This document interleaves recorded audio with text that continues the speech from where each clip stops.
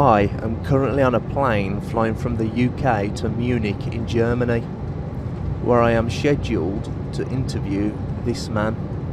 I find it very interesting that this sort of information is in the ancient scriptures of the Holy Quran, and I have no way of knowing where they would come from, but I think it is extremely interesting that they are there and that this work is going on to discover the meaning of some of the passages. Now, allegedly at some point he was asked, what do you think is the origin of the text in the Quran? To which apparently he's supposed to have replied, well, I would think it must be the divine being. Now this is going to be interesting.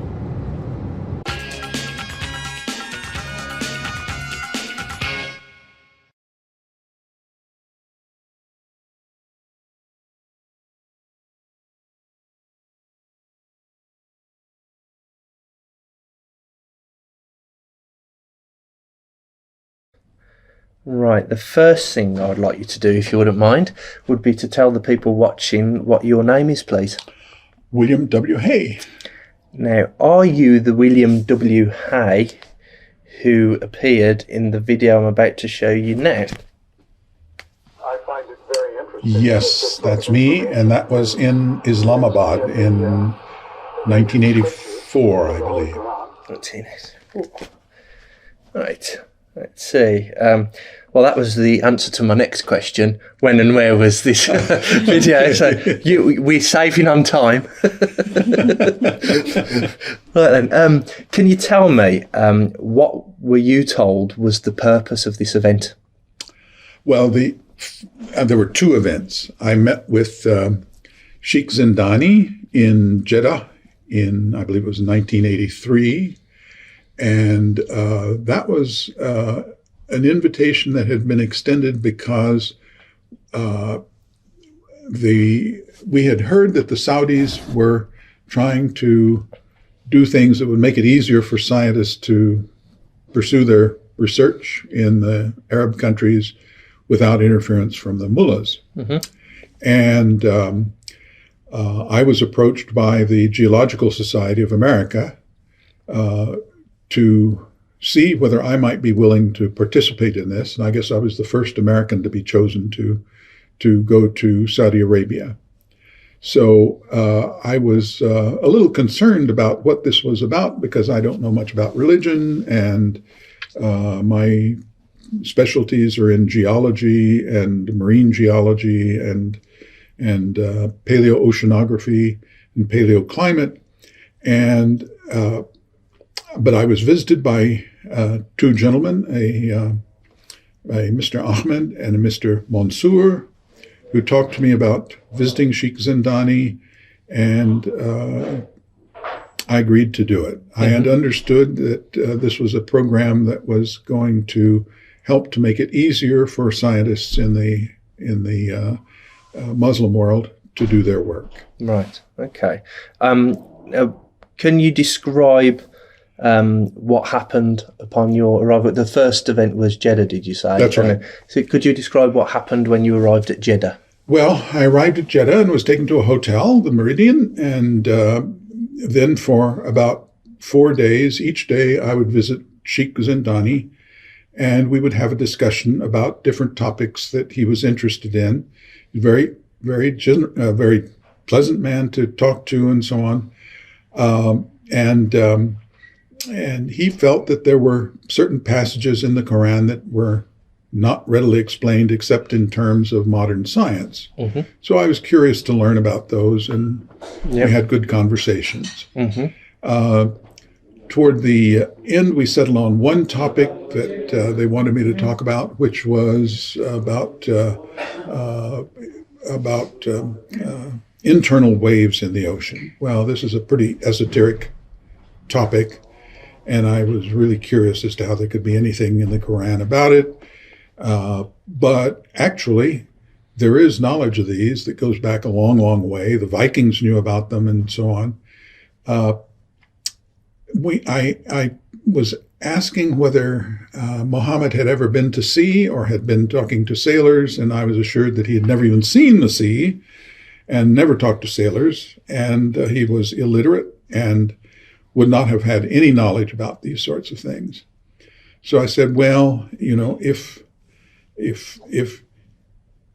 there were no possibility that he had ever heard any of this or this or this or this, then I made the statement, well, then you could say it was information from a divine being, but that would require a lot of proof. You would have to be sure that none of these other things had happened, and that what didn't seem to be evidence that one could exclude them from having happened. So when you were saying, so I noticed the thing with the interview that's being distributed. You're saying that the information in the text presented to you was quite interesting, and that it's good that they're trying to work out the origins of this text. And then the video cuts immediately to a new scene where you say it must be from the divine being. Now, the account that I've got, there's one here, which is a Quran, which has got claims for scientific miracles in, and you're listed in the back. And it says, for that part, and when he was asked about the source of the Quran, he replied, well, I would think it must be the divine being. So are you saying that is a misrepresentation? That's a misrepresentation. Okay. There's no question about that. At the meeting, and now that was, I think those quotes are all, or the video is from the meeting in Islamabad, which was a year later, which was a larger conference. Mm-hmm. At the meeting in Jeddah, we had a final session that was filmed out on a boat. And again, the sheikh went through his list of things, and I explained all the things that I thought might not be true. Yeah. That things that Muhammad might have known, and so on and so forth. And he said, but if we exclude all of those, then what is the conclusion? Well, then I said, well, then you could conclude it could have come from a divine being. Yeah. What came after that is, of course, recorded, and that is I think I made a statement, but I don't think that's what happened. So effectively what he'd done was to say, look at this information. You'd presented lots of various ways that he could have known it through purely natural means. And he said, well, what if he'd never did this? What if this isn't true? What if this isn't true?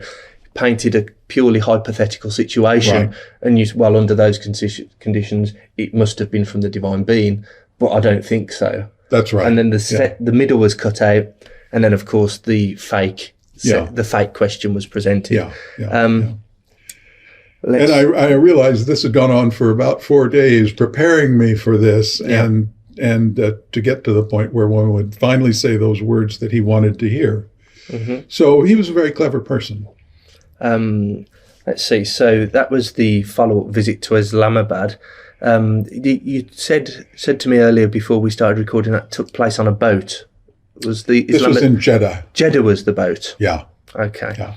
Now the conference in Islamabad, I think the video is from the conference in Islamabad. Mm-hmm. There were a number of people present. It was a meeting with several hundred people present, conducted in the Parliament building of Pakistan. Mm-hmm. And at one point we had a panel discussion. Yeah. And that's what the video is from. And what I emphasized there was that it's interesting that these things might be in a religious text, but I didn't know why they would be there. Mm-hmm. And the biggest problem with them is interpretation, because I think the sheikh was reading into them all sorts of modern interpretations which weren't necessarily original. Mm-hmm. And perhaps I should say that I think a problem in this whole area is that the meanings of the words, while the words themselves are preserved in script, mm-hmm. the meanings of the words may not be the same today as they were in the year 700. Mm-hmm. That happens in all other languages. I don't know why Arabic would be any different, that meanings of words don't change with time. Mm-hmm. So I think that's probably the biggest problem in the whole thing, Yeah. is that the words don't mean the way the sheikh is interpreting the words, Yeah. which seems to be his unique way of interpreting the words, is not the same as what the original words meant. Mm-hmm. Of course, there's various exegesis on the Quran from different centuries where these miracles are never told. We're not had these miracles described to us in advance of the scientific discovery, but then when the scientific discovery is made, people look back and say, "Oh, look what the Quran clearly said all along." These most of them are things that I would think that if God wanted somebody to make a great revelation, these are not the things I would have expected. Yeah. Because they're all readily observed. What specifically was the one specific miracle claim that Zindani wanted you to look at? This is about internal waves in the ocean. Yeah. And he interpreted it with a very modern interpretation. I think when I look at the English translation, that what may have been intended was to talk about the glitter, what we call glitter, which is the light that you see on the sea floor that's formed by waves, and then they focus the light in a different way. And what you see on the sea floor looks like something very different from what you see on the surface. Mm-hmm. That'd be an alternative interpretation of what the words might mean. Yeah.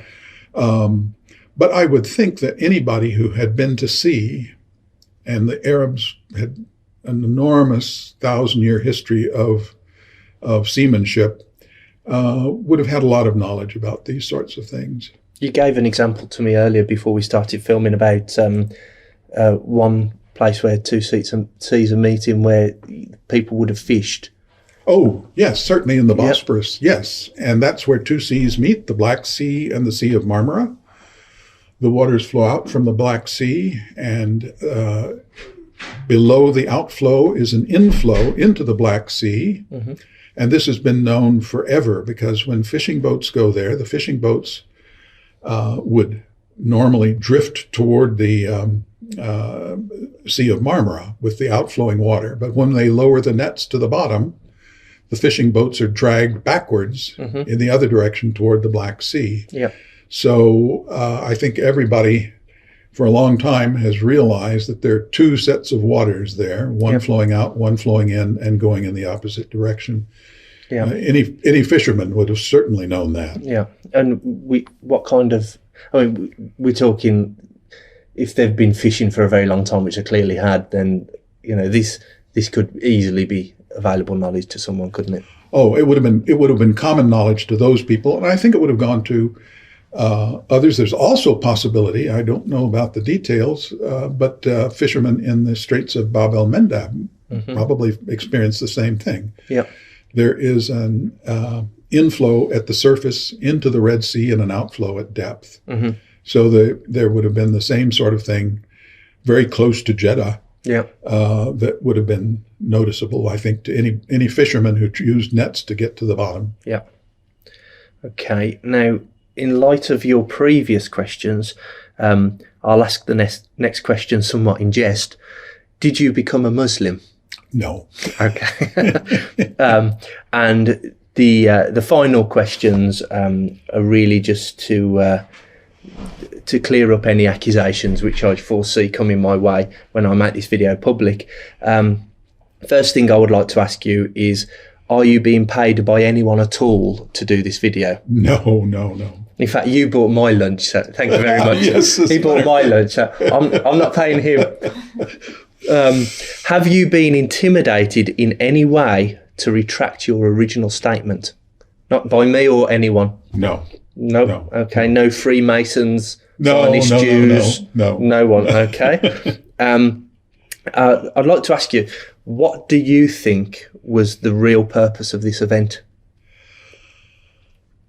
Well, as I say, we thought it was to help make it easier for scientists to operate in the Muslim world. Yeah. But clearly, I think in retrospect, it is to try to recruit people for for Islam. I hate to say it, but under false pretenses. Yeah. And that's a really serious problem.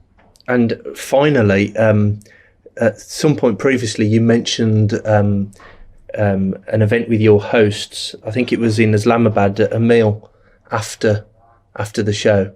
Could you tell me about that? Yes. Well, we had a one of the meals after one of the evenings in the conference, and one of the afternoons in the conference. We had an evening meal, and I was seated with a table. These were all the representatives from who were there, except for the Westerners, were religious figures in the Muslim world. And I was seated with one group. They all seemed to know each other. And Pete Palmer, who was with me, he asked the question, why are there no women here? And we were given the interesting answer that, well, women can't be here because women don't belong in this religious group. Women have no souls. And we were both rather stunned by that. And then I guess in retrospect now, we realized that was a table of Taliban. So it was a very, very interesting experience. And I know that's not necessarily a very widely held view in the Muslim world, especially by women. Yeah. But that was what we were told. Right. Lovely. Thank you very much for doing this interview. Thank you. Thank you, Bill. I thank you very much. Thanks.